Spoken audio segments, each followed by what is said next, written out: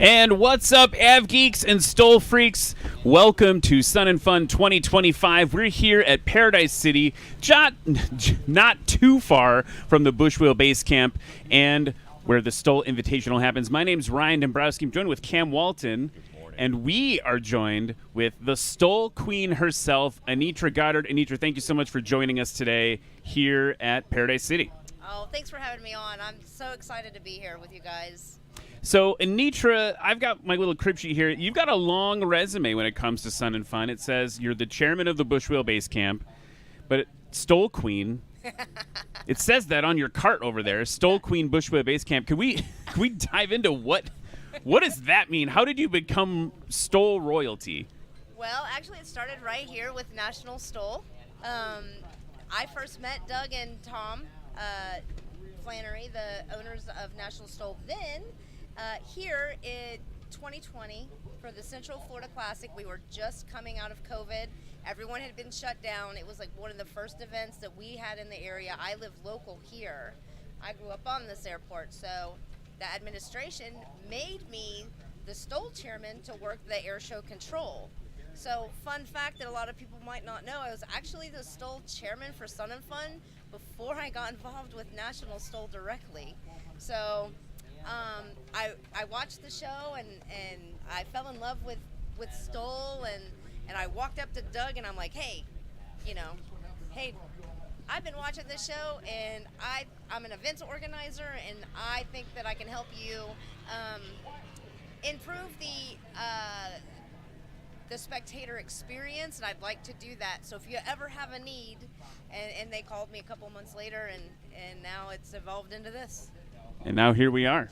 Oh, and the Stole Queen name, Josh, I got that from Josh Richling. So it's his fault. It's his fault, and it stuck. Josh Richling, of course, is the crew chief for Steve Henry Yes. in Yeehaw, whatever number he's up to now. 8, I think it is, yes. So talk to us a little bit about what we can expect at the Bushwheel Base Camp. We've had day one is in the books yesterday. What can people expect the rest of the week? Well, if you're here on site, I would invite you to come out tonight. We've got the Jambalaya dinner. It's open to everybody. We've got free craft beer. We've got great forums all week. The Stole Invitational that's right here on the grass strip is happening Thursday, Friday. We've got raffles and T-shirts and bush planes and lots of bush planes. Lots. Lots. Lots of bush planes. I was so excited that Sun and Fun opened this up. We've always done the Invitational here, 5 years this year. We've done this. We've worked together a lot, all of us, over the years, and it used to be just right here, the Stole demo pilots in a little corral, not accessible really easily to fans and people that are interested in the bush planes. And last year, Sun and Fun acted on finally what they've been seeing over the years, the trends that Stole is in all the GA magazines. It's fast growing. There's a huge interest in it, and they just kind of gave me the keys to the corner lot there and said, let's do a backcountry area, and we did. That's pretty cool. It's been a pretty fun time. It has been absolutely fun. Cam, what was your favorite moment from last night? So last Day night, one. I wasn't on the field, but what I did get to hear from here was how many times everybody scratched except for 3 pilots.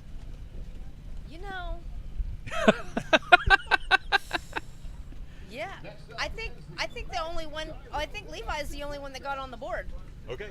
Nobody scored except for Levi. Okay, well then I'm Not wrong. scored a recorded measured distance because this is a demo. It is not a Yeah, competition. no one's competing. We're just demoing.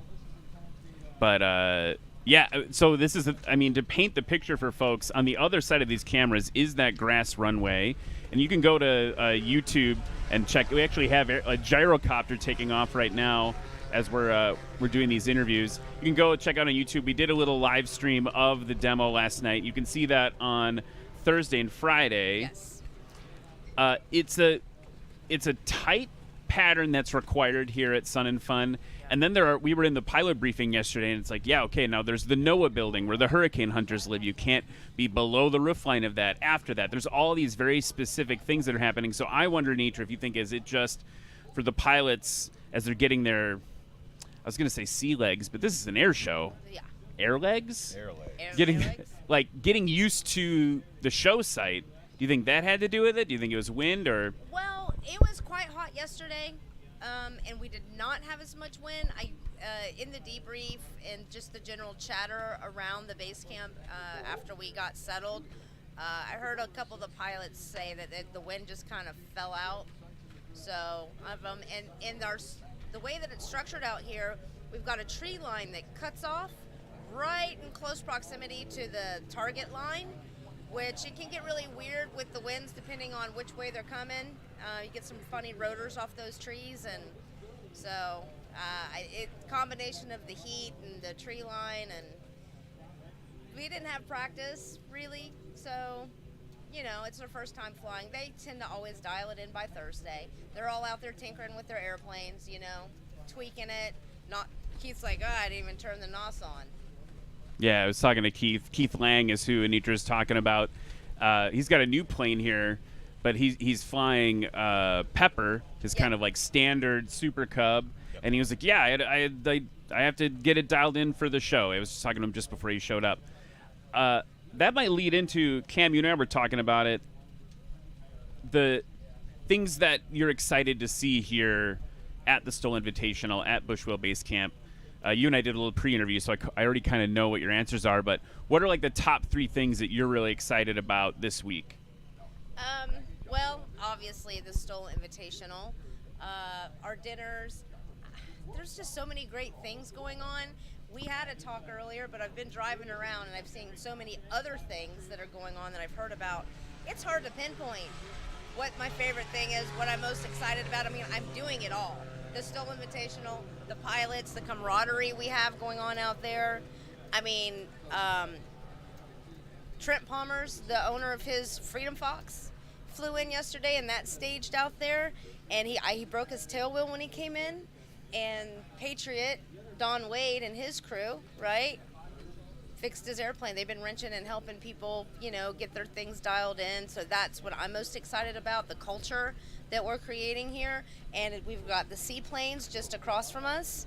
And we all know that in Florida, a seaplane, float plane, is the real Florida bush plane. For Florida, that's your bush plane, is your float plane. So we've worked together with them, and we share space, and we're going to collaborate a lot in the future. But the forums, all the education that we have going on in the base camp, I'm excited about the whole thing. It's awesome. It's beyond awesome. It's airplanes. Hashtag airplanes. Hashtag Stoll. Hashtag, BWBC, Bushwheel Base Camp. Yeah, that's what BWBC. People watching at home, they want to get more information on what's happening here this week. Are there any social accounts they should follow, anything like that? Yeah, we've got Facebook and Instagram. Instagram, we're stoll.flysnf. It is the official Stoll page for Sun and Fun. And then we have Stoll headquarters for Sun and Fun. I don't put those keywords in the search bar, you'll find it. And we have a group, the Stoll Invitational group, where it's a little more interactive, where people that are here are posting. And then, more importantly, the Sun and Fun website, flysnf.org. Just type in Stoll in the search bar, and both of our pages that we have related with the Invitational and the base camp has all of our schedules on there and links to buy tickets, camping, and just to see what we're doing. That's awesome. It's a cool place. It's the Bushwheel Base Camp. It's a cool place that we're at, and Anitra, thank you so much for inviting us to come be part of it this year. I've been a few years out from Sun and Fun, and it feels like a little like coming to maybe my southern vacation home. Yes. To visit everybody. So thank you so much for joining us, folks. Stick around. We've got more interviews coming up here from Paradise City, Bushwheel Base Camp, hashtag Bushplane, hashtag SNF, hashtag all of it. We'll be right back. Looking for a more affordable entry into bush plane flying? How about paramotoring, aka the dirt bike of the sky? Paramotoring Stoll is the next best thing, and this adventure motor that you wear on your back is your ticket to getting airborne quick. At Aviator Paramotor, our 2-week training takes you from zero to hero. Sunrise this morning, it was beautiful. There was a thin layer of fog flying. It's just like all the stress and all that kind of just floats away. It's really peaceful. From no experience to feeling confident and competent flying on your own. Let the team at Aviator Paramotor in Lake Wales, Florida teach you your new superpower of running into the sky. Classes are filling up quick, but there are spots available today, so call now. Side effects include, but not limited to, significant life changes, foot drags, ear-to-ear smiles. Find the extreme freedoms of ripping around the skies in your new adventure motor with friends.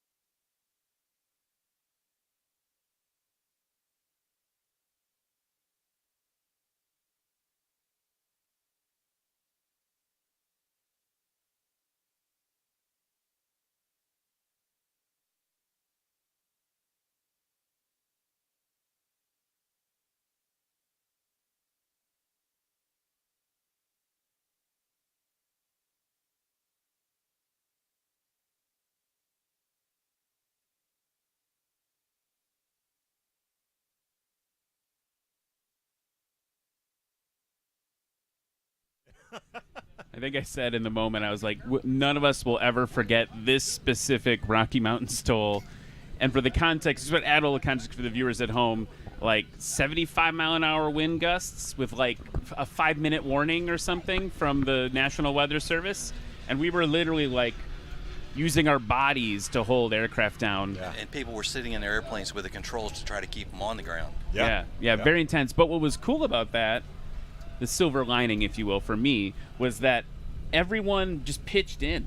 Yeah. The city, the windstorm lasted long enough. You guys were able to mobilize the city resources to help wind breaks for the aircraft. Yeah, brought all the snow equipment out, put it in front of the airplanes, tied everything down. Townspeople came out and helped. It was great. And maybe, I don't know if you know from John and Angela, Douglas's, they were calling town and saying, all hands on deck, out to the airport, everybody come out that can come out. They were texting people from their church, from their people groups just around town, and people were coming from town to help. So that was pretty cool. Shout out to John and Angela. Angela being our resident beef stick lady. Yeah, I don't think she... She'll love that you mentioned that. That's like, we're dropping inside jokes now. So, more context from Ryan. So they're partners in crime, come to the events and to promote Rocky Mountain Stole, hand out various meats. We also promote the town of Pinedale. Right. Half Moon Beef Lake jerky. Lodge. Yeah. Beef jerky. Buffalo jerky, And we elk, have- venison, whatever. And we have wonderful contests like the best eyebrows, the best mustache, who's got the best smile. We're all about the people. Yeah, almost forgot about that. All about the people. Anyway, it's not typically what happens is we're sitting there and we're doing the live stream, and then like mysteriously like a stick of roadkill beef or whatever will show up like on the announcer's desk. So that's what we're talking about. You just got to watch all the National Stole broadcasts to see that. It'll probably happen in a week at Swamp Stole. Oh my God, where Come are we going to join be? the family. Okay, so I want to get to we got to get to an issue here. We got to talk about it a little bit. So why? So you're both so passionate about this. Where does that passion come from? Where did you find that passion for Stole, passion for aviation?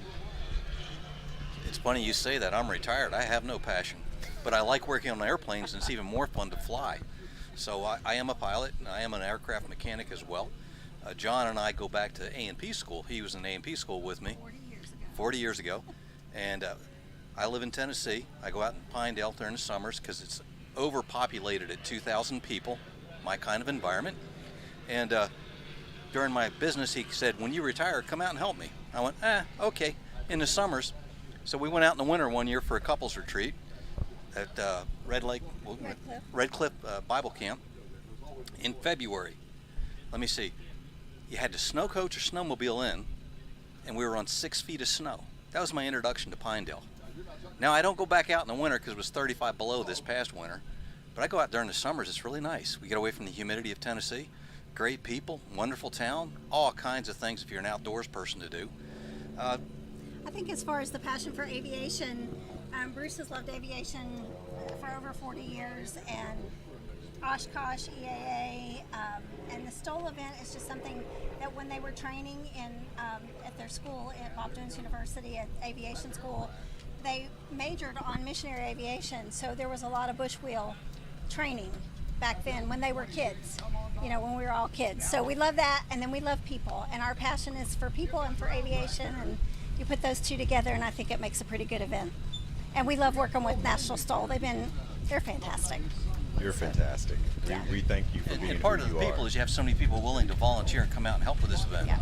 I mean, without the volunteers, we wouldn't be getting to do this. Right. That's what we are, is basically volunteers. And we do a lot during the event, not just sit back and watch. Yeah, as far as the city interaction with the events goes last year, I didn't get to go to all the events, but the ones that I did get to go to last year, Pinedale was the one. Like, the whole city was involved. Everybody was cool. Like you said, it's about the people and the airplanes. And I forgot that there were airplanes there. There were so many cool and gracious people for us to be there that thanked us for just showing up. Yeah. Yep. You mentioned volunteering. You've been so that a lot of National Stoll is built on volunteering. Do you have any advice for folks that might be interested in getting involved in volunteering? Sun and Fun is built on volunteers. Yeah. AirVenture is built on volunteers. This whole thing that we all love is built on volunteer hours. But what advice do you have for people that are thinking about volunteering? Well, first you have to explain volunteering a little bit.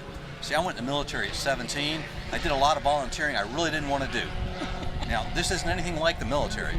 So now that I'm out in the civilian world, guess what? I enjoy volunteering because I can go do things and help. And they put me in interesting places almost every time. The people you get to meet, like Hal Stockton stays with me when out in Wyoming. Neat guy. I hate that his plane got burned last year, but he should be out this year. I think he's ready to come back. And what do you do when you volunteer for National Stoll? They actually have me keep score in the booth during the volunteering. Evidently, they like I don't talk a lot in the tent. You can't tell that right now, though. No, I don't usually talk this much. She's the mouthpiece here. I think volunteering, Ryan, is, I think if you're going to volunteer for anything like Operation Airdrop, Operation Hilo, you just put everything you have into it, do 100%. And, when Karen needs help, we try to be there to help her. When Angela needs help, you just jump in. Look online and see where the opportunities are. Every Stoll event needs help. Every single Stoll event. And Operation Airdrop needs help. Operation Hilo. All these other things, they need our help. And if you're retired, especially, you have a few hours you can share with other people and make people's lives different. The other thing you got to remember, we are from Tennessee, and you know the Tennessee slogan. We're the volunteer state. Yep. That was good. I was like, show me. No, wrong state. Wrong one. That doesn't make any sense. That's misery. Yeah. I'm with you on that, Cam. You just, like, half the viewers just clocked off, you guys. Just offended a whole I'm state. sorry, Missouri. Sorry, Missouri. So- We love I'm you. not sorry because I'm an Arkansas Razorback fan, and no Mississippi. No thank you. So, I think the one thing I want to highlight about what you just said was, in volunteering and giving of yourself for this thing we're all very passionate about, the little side effect is you also get access to things that you might not ever get access to normally, right? If you come in and you put in that time, you get to develop relationships with people you might not normally get introduced to. You might be able to get closer to an airplane that you always want to get close to. Whatever your particular passion is, that volunteering opens that up a bit. I know that's certainly been my experience. Absolutely, same here. Breaks down doors for you. And here again, you're correct. It's about the people. It's who you get to meet, where you get to meet, social mobilization, where you're going to go. Years ago, we used to play Legends cars, race cars. We used to donate to the Mark Colley Celebrity Race, which was for diabetes research. We would actually donate our car to some celebrity to drive in a race. All that money went to the Diabetes Foundation. We believe in volunteering and helping each other. That's what this country was built on. Yeah, absolutely. I'm going to wrap it up there, and what a great idea and thought to wrap it up with. The idea that we're all in this together, we're all trying to volunteer. Folks, we have to go back to another commercial, and then we'll be back with even more interviews here at Paradise City. We're at 500 feet from the runway? Yeah. Look at that windsock blow. Thank you so much for your time today. We can't wait to see you in Pinedale and the rest of the circuit. We'll be back after this. Goodbye.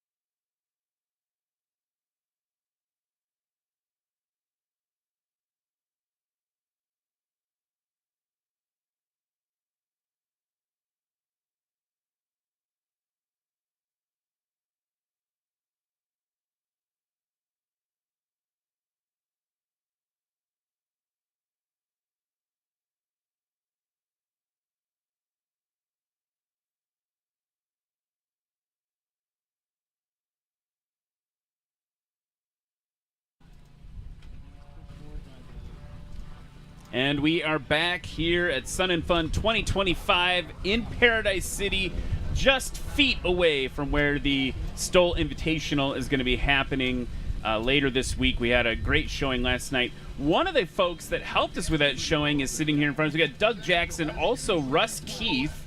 Doug is actually one of the founders of National Stoll. Russ Keith, you know that name from Airplanes and Coffee. Is it the premier Facebook community, among other things? It's also a nonprofit. It does a lot. We're going to get into it.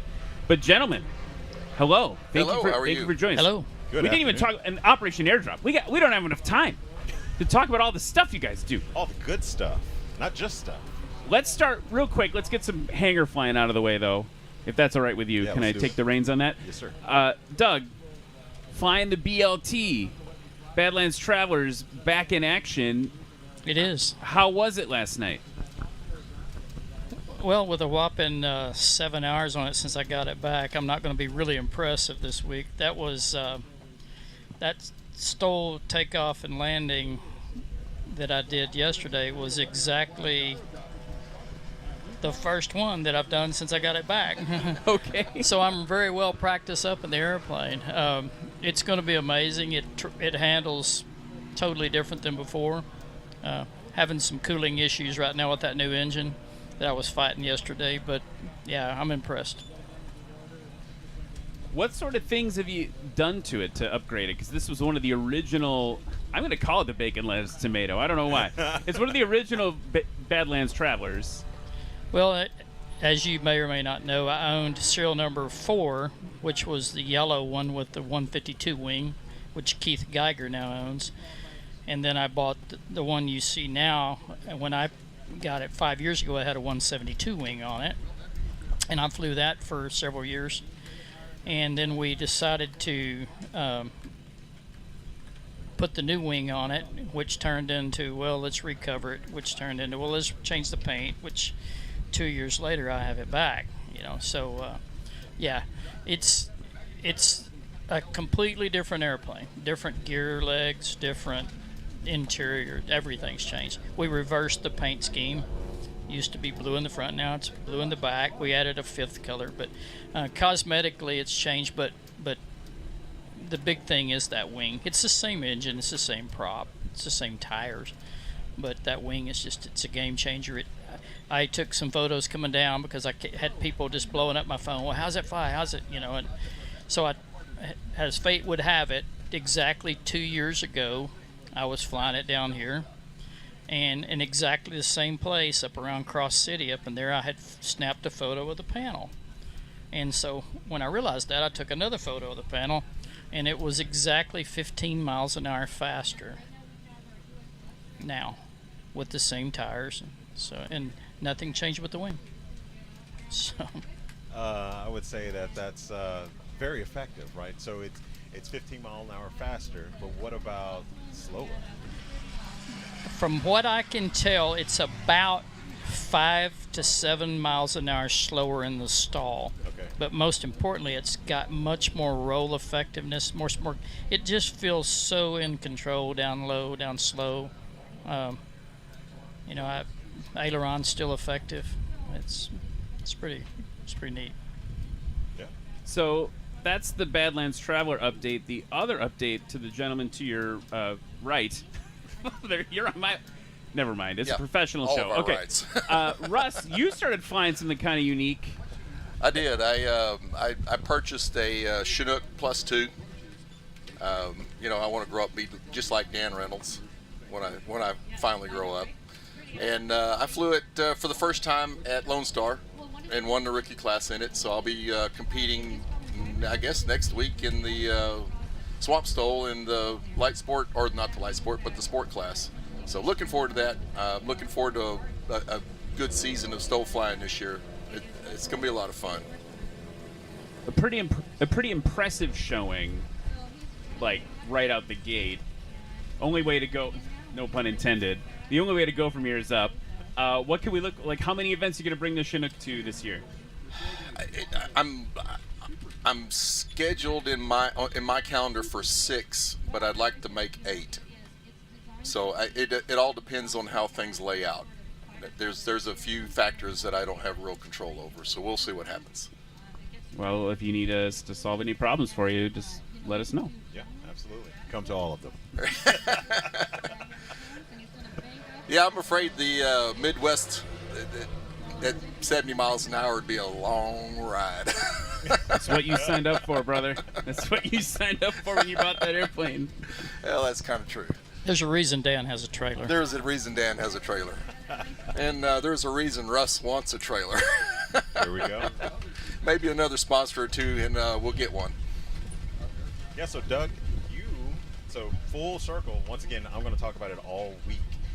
Full circle, this was my first indoctrination into taking photos professionally of airplanes. After doing it just as a hobby, then I got to talk to Anitra, got to hang out, and then we met in 2021 at the Central Florida Classic here. But you are the founder of National Stoll. So what brought you from your racing career, right? You raced Baja, if I remember correctly. What brought you from the cool event of Baja to another cool event, National Stoll? Well, I've told this story a lot of times, and it's absolutely true. It's December the 27th of 2019. I was sitting on a sandbar on the Brazos River with a few guys, one of them being Steve Pierce, which we all know. And we called it our Sunday morning church at the bar, the sandbar. But I don't know how it came up. Somebody said, man, I wish they had Stoll events, again in Texas. And there had been a Stoll event down in the Hondo area that went on for several years, but that gentleman had decided not to do it anymore. And somebody said, well, you been around events and racing and all this stuff, why don't you do one? I said, well, it can't be that hard, I was wrong. Famous last words. Yeah. But how hard can it be? Literally, sitting on that sandbar, we said, let's do it. And our plan was to have one in October of 2020. That was our goal. And in a matter of days. When I say days, I'm talking 3 days. I had made some phone calls. I had Husky lined up to be the title sponsor. Had Ladd Gardner lined up. Had Darren Hart with Legend lined up.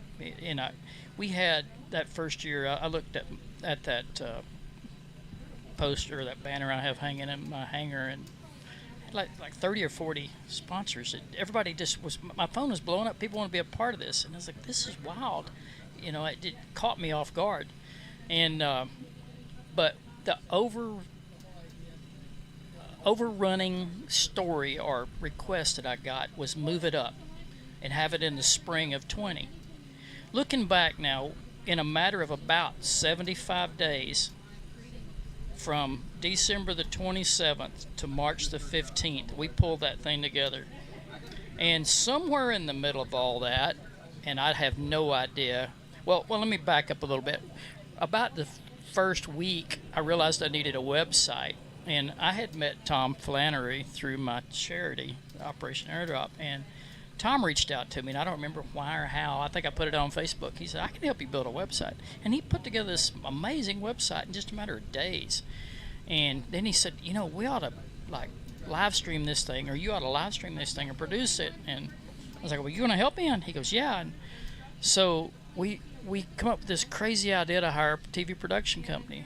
And we've hired, it was a live air show, and they showed up, and that event, everybody knows the history about the rain and the problems we had, but we had 80 pilots signed up, had 40 made it there through the rain and the storms and all that stuff, and had a crazy event. It was cold, it was wet, it was rainy, but everybody had a blast, and we decided we had to do it again, and then about that week, maybe a few days before that, we started hearing this. Somebody said, there's this thing called, it wasn't called COVID at the time, it was called something else. Coronavirus coming out. I was like, I don't know what that is. And man, as the day got closer and closer, we started getting nervous because we heard about people canceling events. We had heard that going to cancel Sun and Fun. And I literally expected the morning of the event for the city of, and we picked a venue, Gainesville, Texas. I expect them to come out there and say, y'all can't do this thing. You can't have this event. But we did. We pulled it off, and that was the last event, aviation event in the United States prior to after COVID hit. And the next event was us. Well, no, actually, the next event I had forgotten they had Arkansas in October. Oh yeah, we did. Yep. And then we came down, and then sometime along in there, Sun and Fun called me. Someone from Sun and Fun reached out to me and said, "Hey, we weren't able to have Sun and Fun, but we want to do a winter festival, and we'd like y'all to come down and put on a stole contest." And so we agreed. And I think they called in October, and we pulled this thing together and had it. Was the first week of December, I think it was. And thinking back now to what Karen and Tom and everybody does to put this thing together, and Eric, and how long it takes to put an event together, and the fact that we put that first one together in 75 days from scratch. And I bet if I called Karen right now and said, "Hey, let's do one in 2 months," she would freak out, because all the things you have to do to make it happen. But we did it, and it was pretty cool, looking back. But this one went off, and then we came back for Sun and Fun that next in 21, and the rest is history. Yeah, now we're 5 years in. Well, 5 years. 5 years. I can math. Yeah. We're This 5 is years the in. fifth year, yeah. Kicking off a season, National Stole now is going to be at 11 events, I think, this year, all over the country. Is there like does that feel good? Like, you have pride about that? Oh, absolutely. Yeah. I tell everybody, and this is nothing against Karen or Tom or National Stole or anything, but to me, the competition is just a reason to get everybody together. I like the competition, but I love hanging out with everybody. Right. So. Yeah, I mean, it's been great to see you stay engaged in it. You know what I mean? Like, yeah. You're just always showing up. I get a lot of really firm handshakes from Doug, and it's always a nice thing to see him every time. I want to shift gears a little bit to this thing that you're both involved in, because you talked about the camaraderie, and I think that probably leads in a lot of ways to this other thing. We've got to talk about Operation Airdrop. I don't even know where to start with that. It's just this amazing thing that you've built. If you had to tell someone who knows absolutely nothing about it, what would you tell them about Operation Airdrop, what they should know about it? Well, I mean, you want to start with the history, how it started, or because it was so grassroots. It was literally, I owned at the time, this all started in 2017 when Hurricane Harvey hit the Gulf. And I owned a trailer company at the Texas Custom Trailers at the time, and a friend of mine called me from Rockport, Texas, and when it first made landfall, if anybody remembers, Hurricane Harvey came in on short, basically South Texas, and went back out in the Gulf, built, and came back in on Houston. Well, this buddy of mine called me and said, "Man, we got wiped out down here. We need, you know anybody could gather up some supplies." So we put it out a Facebook post, I think, with our Texas Custom Trailers, and in 24 hours we had 2 trailer loads of stuff, and I drove one down, and a friend of mine drove the other one down, and we stayed a couple of days and started back. We kind of set up a little redneck Walmart in a parking lot down there, just giving away stuff, and more people saw us there, and they brought stuff, and then more people brought stuff, and anyway, well, that little 2 trailer loads that we started with morphed into about 10 trailer loads in 24 hours or 36 hours. We came literally driving home. I had this thought, man, I know all these pilot friends, and we were starting hearing about some of these communities that were cut off. The only way you could get there was flying. I mean, I bet I could get some people together, and I made some phone calls, called Robert Johnson and a couple other people, Glenn Smith, and that was like on a Tuesday, and we announced on Wednesday that we were going to go to Conroe, Texas on Friday.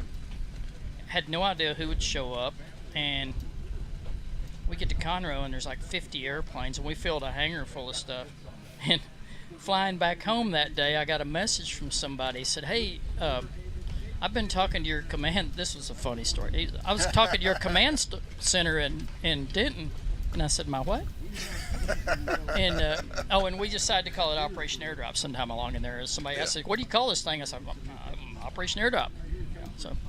So I keep hearing people say, "Yeah, we talked to your people at the command center in Denton," and I was like, "Okay, I don't know what you're talking about." And I called Robert. I said, "Do we have a command center in Denton?" He goes, "Not that I know of." I thought, I better go over there. So Saturday, I drive to Denton, and I walk in the FBO in the conference room, and I'm just completely blown away.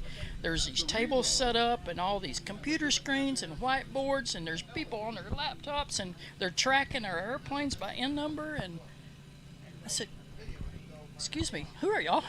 And he goes, "Who are you?" I said, "Well, I'm the founder of Operation Airdrop." He said, "Oh, we figured you needed some help because y'all were just out there rednecking it, so we're trying to track these planes so nobody gets lost and you don't lose an airplane." Or go, "Wow, that's cool." And those people turned into Larry Robichaux was one of them. He was board member now, and so fast forward through the years, and the thing just kept growing. Well, all of a sudden, the next week after that, I was in Florida, here at Lakeland, believe it or not, and then I got a call from the Texas Rangers asking me if Major League Baseball players wanted me to go to Puerto Rico, and I'm end up on this private jet with all these Major League Baseball players, and I end up in San Juan, Puerto Rico, and I was like, this is just insane. And I come home after that, and that was the last of the hurricanes, thank God, for 2017. And then 18, they had the hurricane that hit up in Raleigh and Durham, and we set up there. My dad passed away during that time, and I didn't get to go. And then we came down to Gainesville right after that, Florida, and so it just kept growing and growing. And all of a sudden, somebody said, "You have 1,500 pilots signed up on your roster now." I'm like, wow. And when I say pilots, I'm talking individual aircraft from literally we had a Super Cub, and we had, when we were in Raleigh, we had Roush Racing, I think it was Roush Racing, donated 2 CRJs to us. Just take them. We had K-Max helicopters. We had everything coming out to fly for us. And, fast forward through the years, and then this thing hit last fall, hit North Carolina, and I called a friend of mine, Matt McSwain, and I said, Matt, we're going to need some helicopters out there. And we had already decided we were going to Concord, right outside of Charlotte. And so Matt decided he would get some helicopters to go over at Hickory. Well, that turned into 100 helicopters, which now is Operation Hilo. And in those first day or two, this guy calls me and he goes, hey, do you need help? And I was stressed. I was having a really, really bad day. We were having some issues with the airport, and it was just, the stress was just killing me. And I said, man, I need somebody just to come keep me from slitting my wrist, And he goes, I'm on my way. And he jumps in his airplane and flies, 10 hours or something? It was crazy, yeah. Day. And 172 from Dallas to North Carolina is a long ride, long trip. Yeah. But he stayed there the week, and right about the week after, we had some internal struggles with our team and as personalities, and our whole executive team decided to leave, and so I put it out, posted. I was looking for a new executive director, and we had collected enough money during that deal that we ended up, giving several $1 million to charities out there, buying RVs and all that stuff. And I think we bought 155 RVs or something. I don't know. Something like that we bought. But anyway.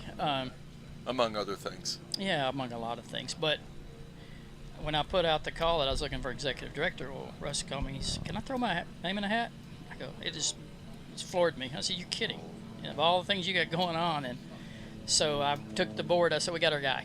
And of course, they were skeptical because they didn't really know him, but he won them over. They knew who I was, but they didn't know me. He won them over pretty quick, and then now he's hired these 2 heavy hitters to work for him, and so we went from this little, 7 guys flying stuff to 3 staffers and full-time staffers, and a lot of cool stuff going to be coming down the pike here in the next 12 months. Yeah, we've got some big plans. We've got some big announcements coming out in the next 2 months. One I can get out right now is we're going to have a booth at Oshkosh. We want to meet as many pilots and sign up as many pilot volunteers as we can, as well as ground volunteers, and just meet the ones that came out and flew with us that I haven't met, because North Carolina was my first event that I ever attended. Doug and I met through Airplanes and Coffee. We became friends, really good friends, through National STOL. And then, now I'm the executive director for Operation Airdrop, and I really want to meet as many of our pilots and volunteers as I possibly can. When I was in North Carolina, I was averaging flying 6 hours a day. I flew basically from Statesville over to Hickory, which was about a 20-minute flight. Mm-hmm. I was carrying insulin back and forth is what I was doing. I was carrying insulin from Statesville, where we were collecting it, over to the medical teams in Hickory to get out on the helicopters to go out to the people that needed it. So it was very cool, very, very cool. That's amazing. That whole effort just leaves me speechless. Yeah. We should be so lucky to have the opportunity to help. Maybe this is where you tell me, Ryan, sign up. Ryan, sign up. Sign up to help. And you sign up. Yeah, you, whatever camera we're pointing at, You probably got it right, Doug. You always get everything right. You probably got the right camera. We do have a new system that we're going in place, and the link to sign up should go live today. And you can go to operationairdrop.org and hit volunteer or join. Is that live? It is. See, I didn't even know that. We've got our new It's moving faster than I can keep him up up to date. But We've been Operation-airdrop.com for years and years, and now we've got our org. so you alive. can go to operationairdrop.org and skip the dash, and it'll take you to the web page. You can sign up as a pilot or a ground volunteer there. But yeah, we need as many people as we can that because when a disaster hits and we say, hey, we're leaving in 2 days to go to this location, if you think about it, not everybody can just drop what they're doing and say, I'll be there. So if we get 1,500 people sign up, or 2,000 or 3,000 people sign up, we may get 50, 75 airplanes there, and 100 ground volunteers, and that's really what we need as a minimum to pull off one of these operations, because it's quite the operation. If you've never been one and see what happens in that hangar running around, it looks like an ant colony, and it's controlled chaos is what it is, because everybody's grabbing the things that are slated for that particular flight. It's all weighed out, so they know exactly how much weight's going on which pallet to go to which airplane, so that we can get it out and make sure that we get the supplies that particular area needs and what they're requesting. So it's a really cool. It takes literally hundreds of volunteers to make it, and I skipped a little bit a while ago. A lot of people don't know what we do really, and it's a very simple premise. Is in that day 1 to day 7, we'll call it, when the roads are either not open or clogged and congested, we step in and we find a location, a FBO that will host us. We reach out to our network, tell them where we're going to be, and then we find a receiver, a catcher. We have, we call it a pitcher and a catcher. We're the pitcher and we find a catcher, and we ask them what they need, and everybody always needs the same things. We have this list that hasn't changed now in 8 years, really. Yeah. Basic humanitarian. Yeah. Sure. People said, what should I bring you? I said, if I take you and drop you in a helicopter off an island out there, what do you need? That's what these people need, because they have nothing right now. They need non-perishable foods. They need what amazed me is baby diapers. We haul formula. Insulin. Truckloads of baby diapers and insulin. We hauled over $75,000. I don't know. I'm sorry, no, that's not right. $275,000 worth that's probably closer of to it. insulin in a matter of days. It's crazy, what we do is we can't haul very much, but we can keep people alive for a few days.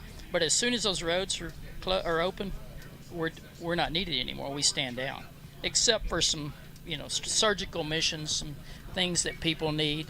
Sure. We've done some really cool things over the years that we can't discuss who the donors were, but I sent a Gulfstream G650 to Haiti, full loaded down with pediatric surgical equipment.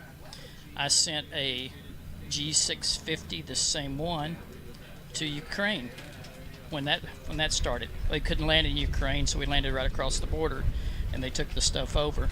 But we've been involved in some really cool stuff over the years, and most of those big high-profile things, the donors don't want want any press, and they don't want anybody to know who they were. And they donated hundreds of thousands of dollars worth of time and equipment, millions of dollars of equipment.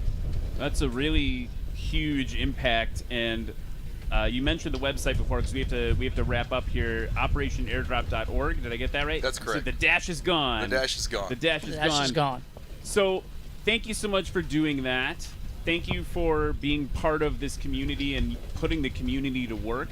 I think it's so valuable, a way that we can use this passion of ours to help bring positivity into the world and really concretely help people. Folks, we've got another set of interviews in just a second. We'll be right back from Paradise City after this.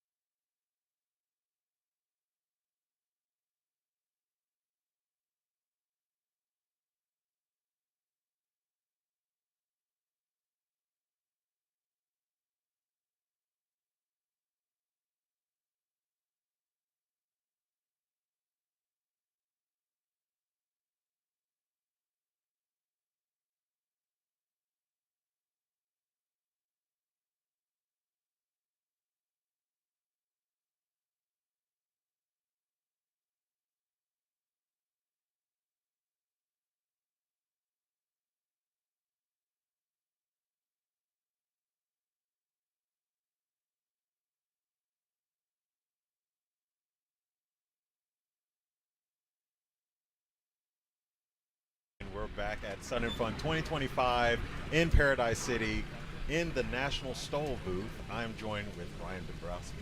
We are your dynamic duo for National Stole, and we are also joined by another dynamic duo which do the operations for Valdez and National Stole and Stole Drag and all the stole things and non-stole things. We've got Roger, and we've got, oh my goodness, Steve. I almost forgot your name. Oh, his eyes are piercing you into your soul. That's going to cost me $20. Hey, you owe me a beer now. I do owe you a beer, especially from last night. I didn't see you, so yes. Gentlemen, thank you so much for joining us. You, like Cam said, you're involved in a lot of stuff, but maybe the headline thing is Stole Drag, which is like we've got a lot of pilots that participate in both National Stole and Stole Drag. For folks that don't know, what's like the 5-second Stole Drag? What is it? Yeah, so Stole Drag is, unlike traditional Stole, is more of a racing. So we are on a 2,000-foot course with a 1,000-foot overrun on either end. Start at one end, land on or beyond the line at the 2,000-foot mark, turn around, come back, land and stop. And it's all based on time, not feet. So the shortest time wins. And that's done head-to-head, 2 aircraft side by side. And we run 75-foot wide lanes. You know, a bunch of guys in the Nevada desert just thought, hey, traditional Stole is really fun, but you get 4 or 5 beers down, and well, how do we make that more fun? And it's go race side by side. What's cool? Drag racing is cool, but how do you drag race down one end, bring them back? Started at, I think we did a mile, and realized even our radios weren't good enough for that, walkie-talkies, and then worked it down to 2,000 feet. And now we're the most recent class at the Reno Air Races in the last, I think it's just over 20 years. It's really cool. It's really fun to watch. It's extremely exciting. Like, I will say that, like, out of all the Stole competitions, like the big ones like Arkansas, Birds Backcountry Flight Festival, and National Stole Drag is just super exciting to watch because you got 2 aircraft going head to head. They're matched, maybe a little mismatched. You know, someone's got they got a flux capacitor, you know, going on. Yeah, 4. You're going all the way down the runway, and then halfway down, you go into a full slip. Like, it's just... Yeah, you yank the power, slip the airplane sideways, and it's all about power and energy management. And these are all skills that we hope these pilots are using all the time. Right. You know, it's like all of aviation, right? It's not currency, but proficiency, right? So somebody showing up to this event, they're not just showing up to a National Stole event or Stole Drag unpracticed, right? We want people practicing these skills all the time, just so you can showcase them at an event. But currency's not enough, and that's what Kevin Quinn, who's the creator of Stole Drag, that's what he pushes, right?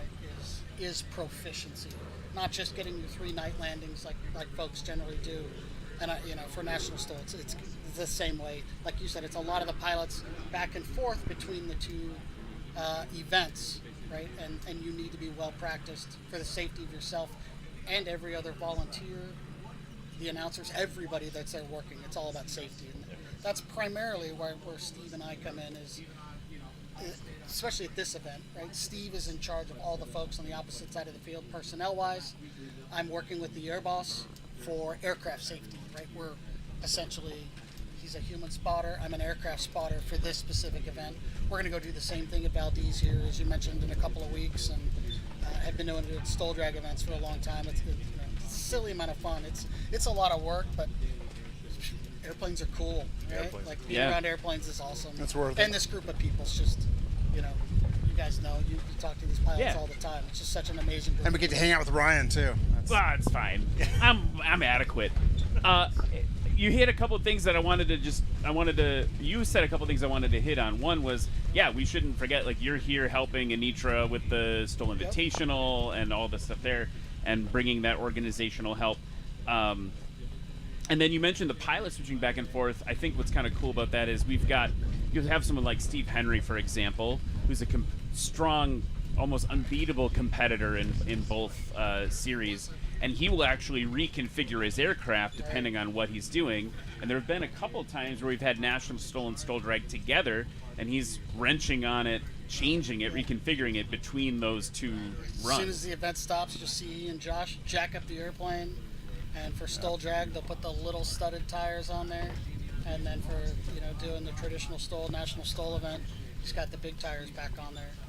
It's Stoll Drag's a lot about braking, right? Because you're not going to scrub all that speed in the slip when you're coming back to the line. So yeah, guys that can, especially like Steve, holy smokes, there's nobody faster, nobody better than Steve in Stoll Drag. But it's great that he's got good competition, right? With Dan Reynolds and now Keith's new airplane. Right. It's awesome that, there's not just one person out here blowing the doors off everybody. And with classes and, the heavy touring and bush class and experimental, run what you brung. You don't have to be Steve Henry to come out and enjoy it and have fun. It helps. It does help. It does help to be that fast. But we had Aaron Greer bring out a Cessna 182. I wasn't at the event, but I heard there was a Comanche that came out and tried some traditional Stoll at one point. Stoll Manchi, I think they called it. Yeah. Timmy Fonseca, who's yeah. coming. He's coming today. And I don't know if he's bringing the Comanche or not. Yeah, I just saw the video and I was super excited because it's just unique and fun, and we're all about safety, but you don't have to be a super rich guy. You don't have to spend $1 million. You don't have to build Draco to come out and compete, right? You can do it in a Cessna that maybe somebody bought 10 years ago for $25,000. You don't have to win. Just come have fun, be safe, learn something new, and especially sit around a bunch of pilots that have a bunch of knowledge they can give you, right? What's safe, what's not. And this group is confident enough that they can walk up to you and say, hey, you're doing something wrong, not in those words, but hey, here's how we can help you improve, right? And it's good constructive criticism, because we can't afford anybody to get hurt anywhere at any air show. Yeah. Well, I want to switch gears for just a second. Switch some gears. Because you two guys are pretty unique individuals. I would like to say everybody here is unique, everyone's unique. But you guys have some cool personal things going on. Like, Roger, you are heavy in the sim world, aren't you? I did that for quite a while. 1982 was Sublogic was the first flight sim I got on the Commodore 64. And just ever since I thought flight simulators were cool, right? I was never going to get to fly every jet in the world, so go do it in the sim, right? So did some work with a company or a group called the Virtual Blue Angels and flew the Blue Angels demo start to finish from a dark jet to a dark jet, and that sort of led into some other things. We've actually had some really unique opportunity with a lot of the Stoll Drag and National Stoll pilots. We've taken the Blue Angels, the Thunderbirds, and the Snowbirds flying. The Thunderbirds, we took them flying in a handful of Stearman and T6s out at Mather. We couldn't coordinate the backcountry guys, but to take them up on a bunch of warbirds and see what their skills look like between the two is pretty interesting. But we got to take the Snowbirds flying, so it's been an interesting transition and a lot of fun. Just being an IT guy my entire career, that's how I kind of got started in Stoll Drag. And it's like any event. If you sort of look like you know what you're doing, somebody grabs you and says, "Hey, can you help over here?" So that's how we ended up sitting here. Yeah. I was at the High Sierra flying, and there were too many airplanes, and I can help park airplanes, and then it's, hey, well, can you help us do this? And how about this? And then, you gravitate towards a bunch of really awesome people, and you just want to keep doing it. Yeah. And there's hard days and there's good days, right? Some days are difficult, right? Setting up an event, what everybody's seeing online here, it's not just you two guys sitting here or us. There's tables and chairs and merchandise and cords and power, and there's so much that goes into these events, from feeding people to, it's the logistics, right? Yep. Logistics for us is super fun. Steve does a lot of programming. There's a lot of great ideas for our events. He's our headline judge at Reno, at our other Stoll Drag events. And between this group, did I just get interrupted by? Oh, I think, the national anthem, because I think the air show is about to kick off, which means we probably need to wrap up our interviews. But Let's just power through it.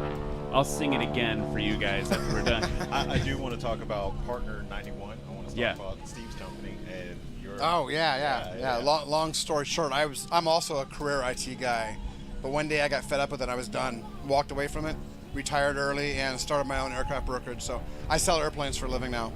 I love doing it because sometimes brokers have a not so good reputation. So I'm out to tackle the world on making sure that people realize there are really good brokers in the world. It's all about being honest, with people. So that's what I do full time. Thank you. We've been talking about Steve selling me an airplane for a long time. Yeah, we'll make that happen eventually. Gentlemen, I think we need to wrap up, but real quick, where can people, you said there's a lot of stuff you're doing right now. Maybe let's talk about, Stoll Drag. When can people come see Stoll Drag this year? Where can they find you doing that? Valdez? What are all the places they can find you this year? Stoll Drag, stolldrag.com, obviously, if you want to keep up. But this year, Roswell's the first year since Reno is no longer hosting the Reno National Championship race. It's been to Roswell, so we'll be doing it there. And every other year, and it'll be odd years, is the High Sierra Fly-In is where it all started. It's north of Reno, highsierraflyin.com for information about that one. And I believe that's October 2nd through 5th. So, you can imagine 800 of your best friends stole airplanes and a lot of dirt and a lot of grime. Bring a toothbrush because your teeth and your eyes and everything fill up with dust. But it's seriously the best time you can have in the backcountry. Yeah. And Kevin's made a bunch of efforts to bring some creature comforts out, toilets and food trucks and a big bonfire and a lot of neat things. And we're going to do that every other year. Just every other year. If you do it every year, maybe it gets a little tired. But right. If you do it every other year, drum up something new every couple of years, bring people back to it. Cool. And then Valdez, you're going to be at Valdez this year. Yeah, which is the premiere. It's like the granddaddy of the Stoll Con. I think the quote is, "We did it first, and everybody else stole it." Zing. Yep. And so we went up there last year, and it's just one of those things. We're like, "Hey, it's Alaska. It's a Stoll event. We have to go." And we showed up. We signed up to volunteer ahead of time. Went up there to volunteer. And they appreciated it. We came with our own radios, our own vest, everything. You sort of fill in, kind of know what you're doing. And they called us up, this spring and said, "You're coming back, right?" So we said, "Yeah, absolutely." So we're going to go up there and go goof around and see more of Alaska, and then go down to Valdez and go help out with the event. It's pretty hard to beat the views up there. Yep. It's awesome. Unbelievable Stoll country.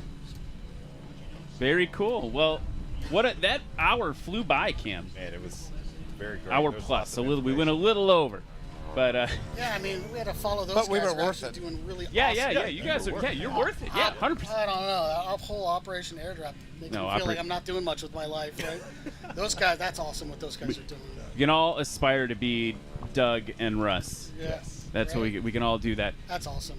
Gentlemen, thank you so much for joining us guys. today. Thanks for filling us in on some of the other stuff that's going on in the Stoll world. Thanks for helping out here. It's really cool to see the community come together and kind of show its best to the southern half of the United States, let's call it, or the early half of the air show. I don't know. We got to make sure that we're representing Stoll everywhere we can, and it's awesome to see everyone come together and do it here. If we could just move Sun and Fun to somewhere where there wasn't so much humidity, I would be...